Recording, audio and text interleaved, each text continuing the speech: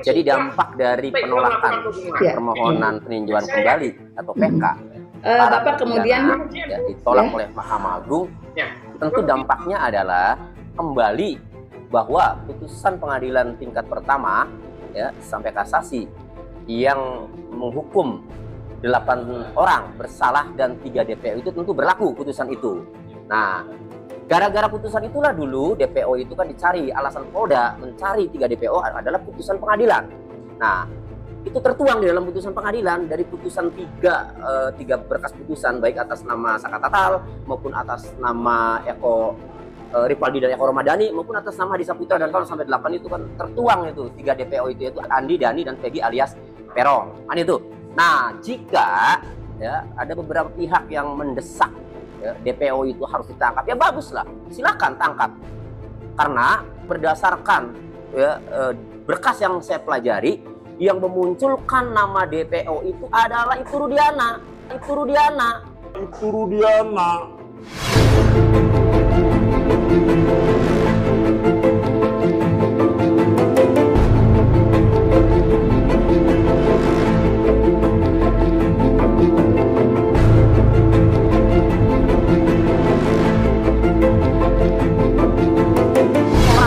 Korban sendiri. Nah, itu tertuang di dalam berkas perkara ya BAP ya pada nomor 5 ya BAP Rudiana pada tanggal 31 Agustus 2016 pukul 18.30 saat dia lapor ya. Orang yang pertama kali di BAP itu kan Rudiana, tidak ada yang lain. Itu pertama kali. Dan di pertanyaan nomor 5 ketika penyidik menanyakan siapa pelaku pembunuhan dan persetubuhan terhadap anak, Rudiana lantang di situ menjawab tertuang ada 11 orang, diantaranya adalah 3 orang DPO itu, Andi, Dani, dan Peggy alias Peron. Nah, yang lain itu belakangan gitu loh diperiksanya tersangka yang lain itu.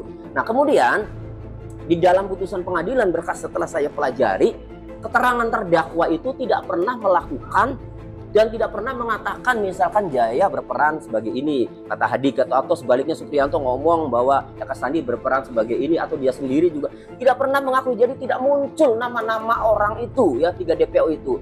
Lalu dari mana? Karena di dalam putusan pengadilan juga tidak ada yang memunculkan nama-nama yang melakukan itu. Mereka semuanya membantah tidak melakukan.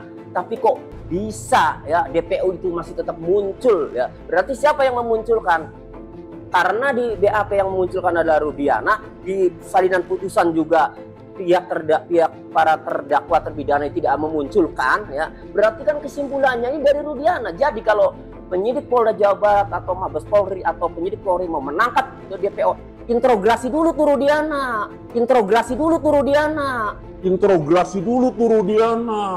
Kan di BAP dikatakan yang membawa mayat itu ke flyover, meletakkan di flyover agar kelihatan seolah-olah kecelakaan adalah 2 nama yang DPO ini. Siapa namanya? Siapa?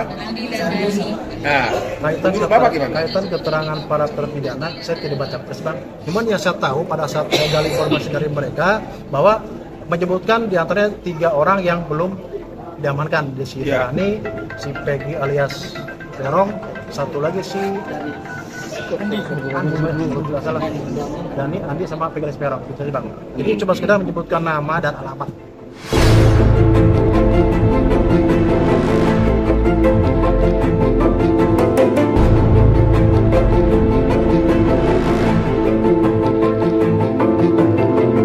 Memunculkan nama-nama itu dari mana, termasuk 3 DPO. Periksa itu Rudiana itu benar atau tidak, fiktif atau enggak DPO. Belakangan kan menganulir bahwa DPO itu fiktif yang 2-nya setelah Peggy ditangkap. Kan itu. Nah, jadi kembali itu Rudiana lah kuncinya itu. DPO itu benar atau enggak. Persiapan dari kuasa hukum Peggy sendiri ya, karena DPO itu ya Rudiana yang memunculkan ya ini benar atau enggak, ya kami sih tenang-tenang saja. Apalagi sudah teruji ketika Peggy ditangkap ya, ditetapkan tersangka, kan berhasil dibebaskan ya. Memang pra peradilan itu hanya memutus formal ya, penyidik tidak melakukan prosedur formal ya dalam menetapkan tersangka.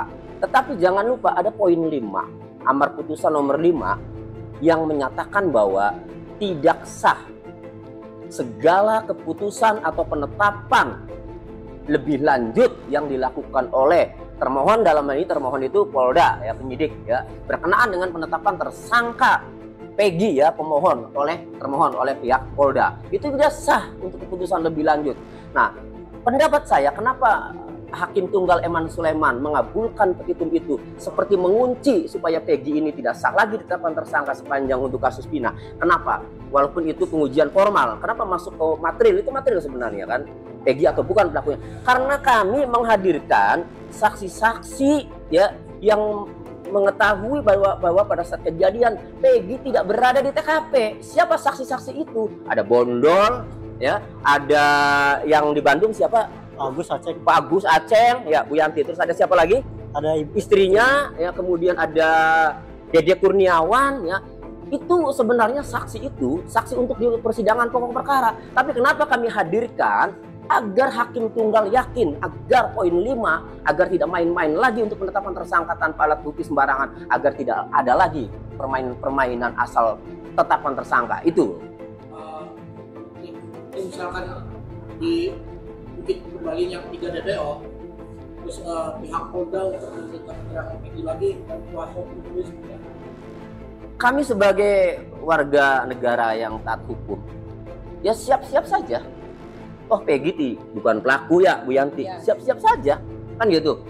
Hanya saja ya perlu diketahui, setelah putusan pra peradilan tanggal 8 Juli 2024, hari itu juga penyidik Polda Jawa Barat itu melaksanakan putusan pengadilan ya, Prapit itu menghentikan penyidikan ya Bu.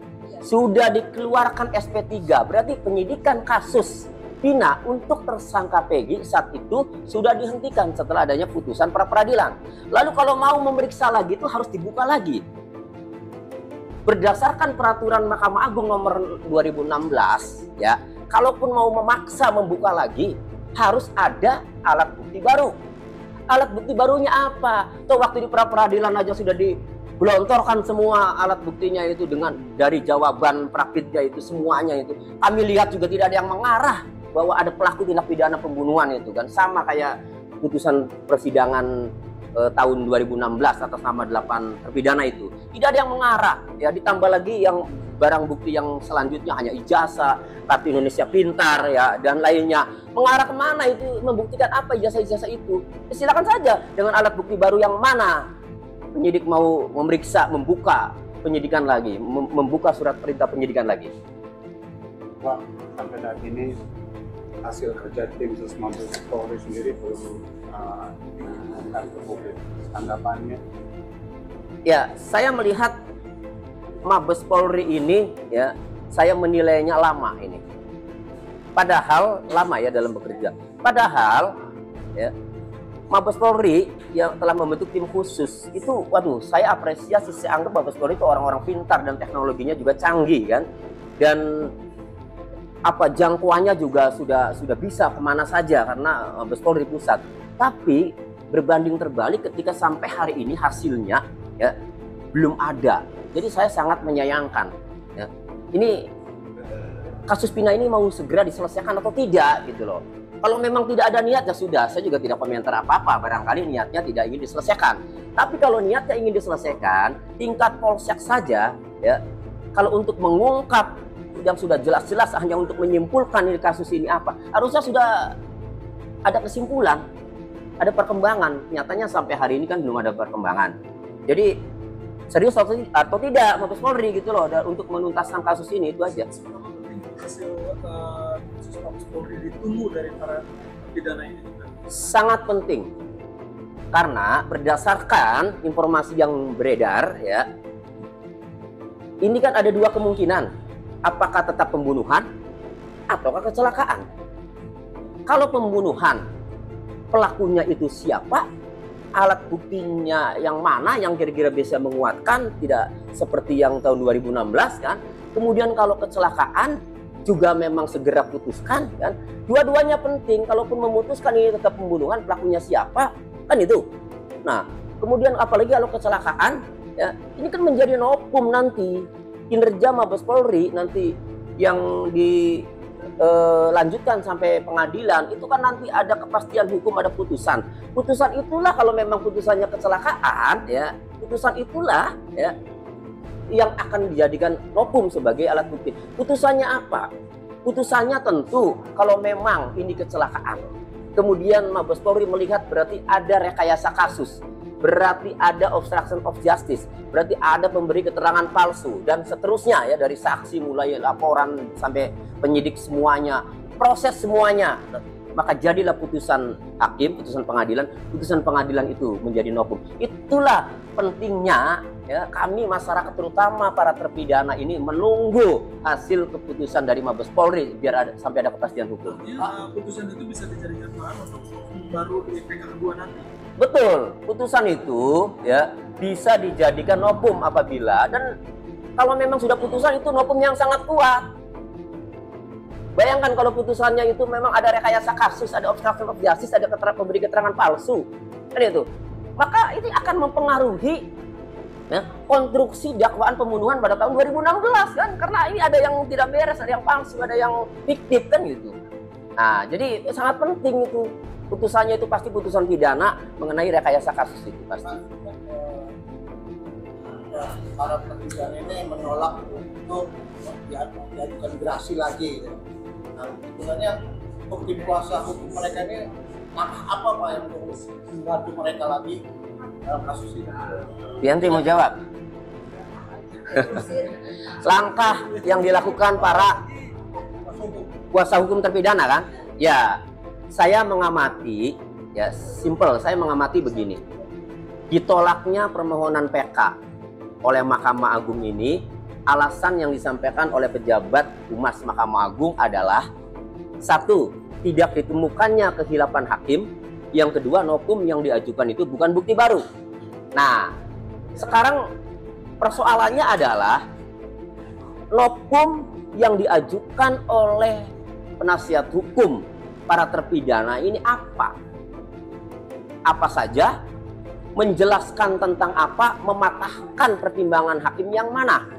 Terdakwa siapa? Kan itu atas nama siapa? Nah, kemudian kehilapan hakim juga sama. Kehilapan hakim yang mana? Pertimbangan hakim yang dianggap menjadi kehilapan itu pertimbangan yang mana? Atas nama terdakwa siapa? Kan itu. Nah, ini juga harus jelas. Kemudian hakimnya menilai novum yang diajukan itu bukan bukti baru. Bagaimana dia menilai, dasar hukumnya apa? Kemudian menilai tidak ada kehilapan hakim juga, apa dasarnya? Kan? Kemudian kenapa dia menilai tidak ada kehilapan hakim? Ini nih harus saya pelajari dulu ya sebelum saya berpendapat mengenai apa langkah selanjutnya. Apakah PK kedua ataukah upaya lain? Nah, saya belum bisa mengatakan. Tetapi kalau PK kedua diatur di dalam KUHP itu yang namanya PK harus ada bukti baru. Nah, sekarang persoalannya kalau novum itu sudah digunakan semua pada PK pertama, maka PK kedua itu tidak boleh menggunakan novum yang sudah pernah digunakan pada PK pertama. Persoalannya, pertanyaannya masih ada 3 novum yang belum digunakan pada PK pertama untuk mengajukan PK kedua. Ya, ada 2 yang kemarin yang saya dengar. Alasan yang diajukan itu adalah PK itu satu ya keadaan baru novum, yang kedua kehilapan hakim. Dalam pasal 263 KUHP itu ada 3 alasan, satu keadaan baru novum, kedua saling pertentangan antar putusan, ketiga kehilapan hakim. Kalau 2 digunakan berarti ada 1 yang belum digunakan, yaitu saling pertentangan. Jadi bisa mengajukan PK kedua dengan alasan adanya saling pertentangan antara putusan satu dengan putusan lainnya dalam perkara yang sama.